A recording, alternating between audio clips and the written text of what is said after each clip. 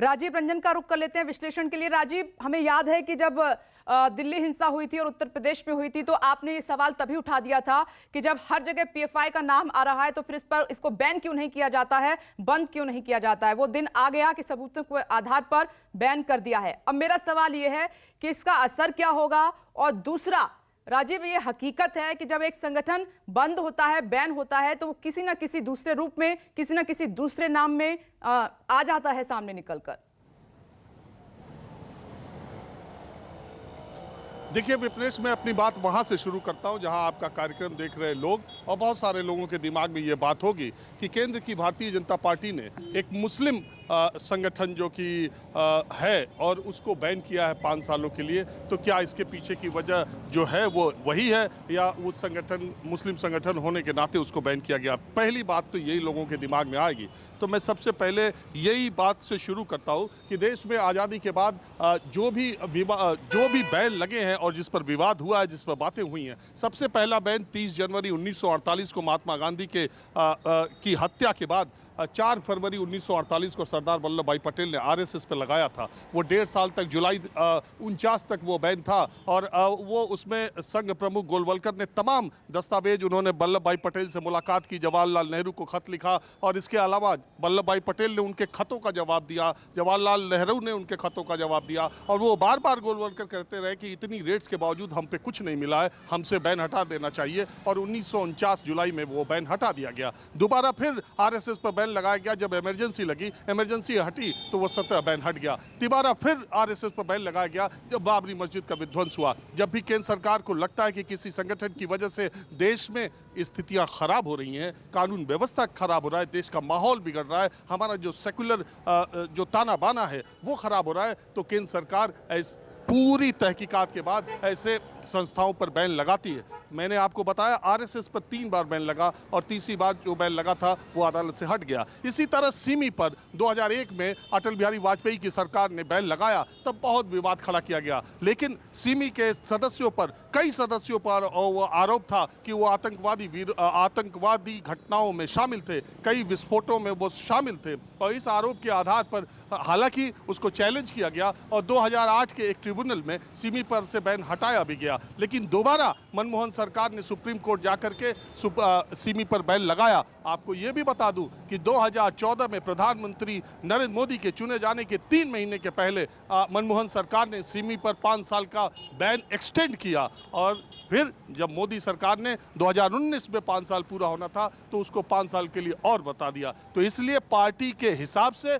केंद्र सरकार को बैन के मसले में आंकना ठीक नहीं होगा। मेरा पहली बात यह है। और जहां तक पीएफआई की बात है, देखिए सिमी जो ऑर्गेनाइजेशन था उसमें 30 साल से कम के मुस्लिम युवकों को ही भर्ती किया जाता था और उन्हें रेडिकलाइज किया जाता था और उन्हें इस तरीके की शिक्षा दी जाती थी कि इस्लाम ही भारत की समस्याओं को समाधान कर सकता है। और इसके बाद वो रेडिकलाइज्ड इस्लामिक यूथ जो आरोप उन पर है, उन्होंने आतंकवादी घटनाओं में शामिल किया, देश विरोधी घटनाओं में वो शामिल हुए, उन पर आरोप लगा और वो ऑर्गेनाइजेशन बैन किया गया। उस ऑर्गेनाइजेशन के बैन होने के बाद साउथ के 3 राज्यों, तमिलनाडु, केरल और कर्नाटक के 3 अलग अलग मुस्लिम संगठनों ने मिलकर के पीएफआई बनाया और जानबूझ के पीपल फ्रंट ऑफ इंडिया इसका नाम रखा और उन्होंने कहा कि ये नव सुधार आंदोलन है और इसमें सिर्फ मुसलमानों की बात नहीं है, जो शोषित और पिछड़े लोग हैं ये उनकी बात है।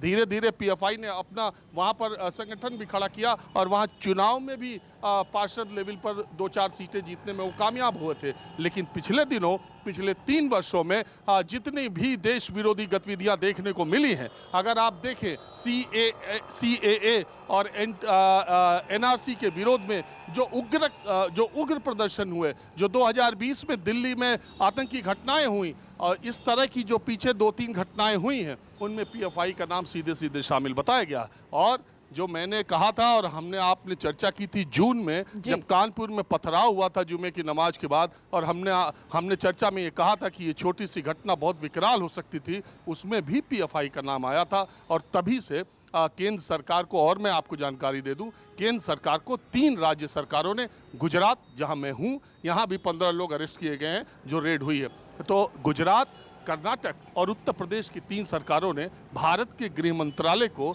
यह सिफारिश की थी कि ये पीएफआई देश विरोधी गतिविधियों में शामिल है, इस पर बैन किया जाना चाहिए। जो टाइम लगता है, जैसा कि पूर्व डीजीपी विक्रम सिंह साहब ने कहा, जो सारी बारीकियां जानते हैं, चूंकि अदालत में ये मामला जाना ही है, प्रभाकर ज़्यादा बताएंगे, अदालत में ये मामला जाना ही है, तो ठोस और पुख्ता सबूतों के आधार पर जो रेड्स की गई 22 सितंबर को, वो कहते हैं ना, ताबूत में आखिरी कील साबित हुई और ऐसे प्रमाण, ऐसे दस्तावेज केंद्र सरकार को हासिल हुए कि उसने पीएफआई पर 5 साल का बैन लगा दिया।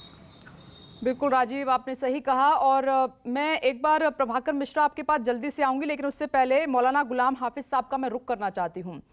मौलाना साहब, पीएफआई के अगेंस्ट इतने सबूत मिले हैं कि आगे भी बड़ा एक्शन हो सकता है। अभी 5 साल के लिए बैन किया है पीएफआई को, कैसे देख रहे हैं आप? देर से लिया गया एक बेहतर फैसला इसको कहा जाएगा। देर आए दुरुस्त आए। देखिए, हम लोग भारत में हैं, वो जमाना अब जो है वो इतिहास के पन्नों में चला गया, जब लोग कहते थे कि काकोरी में बगावत हो गया तो मेरठ में हो गया और फलां जगह हो गया। अरे वो तो अंग्रेजों के खिलाफ हम लड़ रहे थे। आज जब हम स्वतंत्र भारत में हैं, इस डेमोक्रेटिक सेटअप में, हम किससे लड़ रहे हैं, किससे टकरा रहे हैं, किसकी तैयारी कर रहे हैं?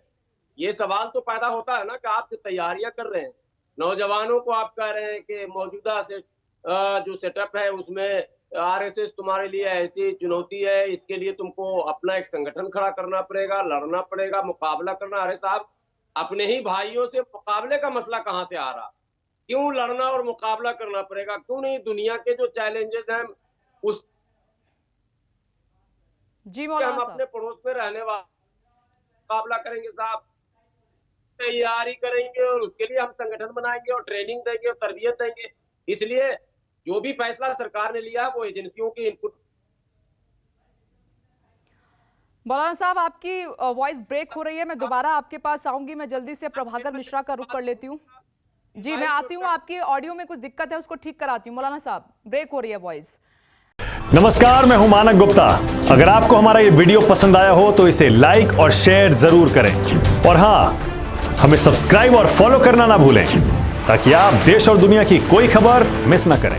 तो जुड़े रहिए हमारे साथ और देखते रहिए News 24।